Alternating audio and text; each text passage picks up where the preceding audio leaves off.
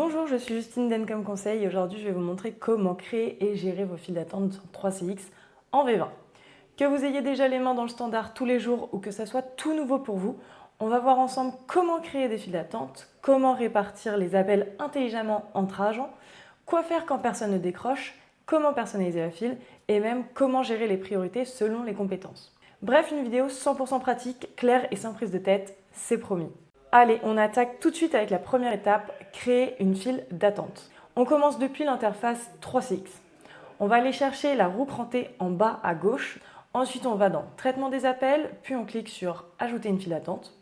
Donnez-lui un nom, donc ici on va l'appeler Test file d'attente Justine. Et voilà, elle a déjà son numéro d'extension. On va rentrer dans le cœur du sujet, la stratégie de scrutation. Alors, une stratégie de scrutation, c'est simplement la règle qui décide qui reçoit l'appel en premier dans une équipe.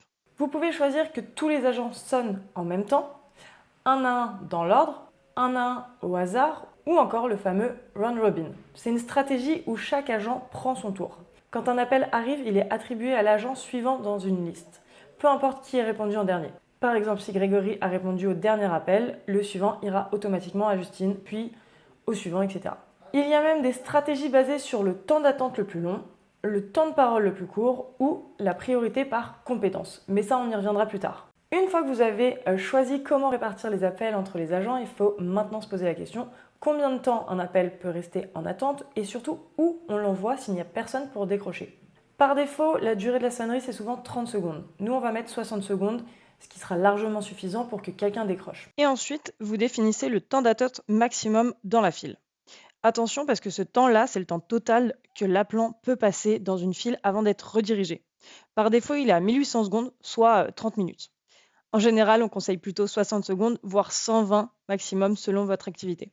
Vous allez choisir une destination de secours, donc un utilisateur, une messagerie ou un autre groupe. Vous avez l'embarras du choix. Pensez aussi à ce qui se passe en dehors des horaires, donc pendant les pauses ou les jours fériés. Là aussi, vous pouvez rediriger les appels ou tout simplement ne pas les accepter. Et maintenant, on ajoute des utilisateurs pour faire partie de notre file d'attente. Ok, maintenant on va dire qui travaille dans cette file. On va dans Utilisateurs et on ajoute les agents. Par exemple, Justine et Grégory. Alors pensez à la sauvegarder régulièrement, ça va vous sortir automatiquement de la file d'attente, mais vous ne perdrez pas vos modifications. Donc je retourne sur ma file d'attente, et là vous pouvez activer des notifications. Par exemple, pour savoir quand le temps SLA a été dépassé, quand un rappel a été effectué, quand un rappel a échoué, ou quand un appel en file d'attente est perdu. C'est très pratique pour ne rien louper.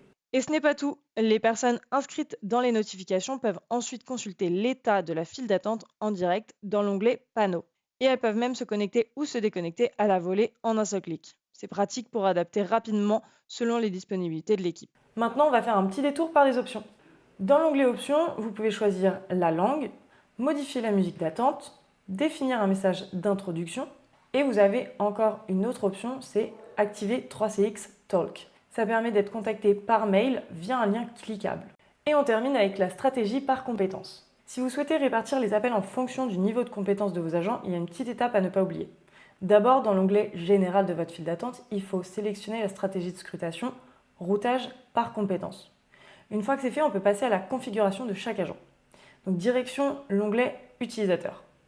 On clique sur l'agent en question et là vous allez voir une section appelée Compétences. Vous attribuez une valeur entre 1 et 5. Le 1 c'est la priorité maximale, donc l'agent sera sollicité en premier, et 5 c'est la plus basse. Il recevra les appels en dernier. Voilà, vous savez maintenant créer et gérer une file d'attente comme un pro dans 3CX en version V20. J'espère que cette vidéo vous aura été utile et à très bientôt dans une prochaine.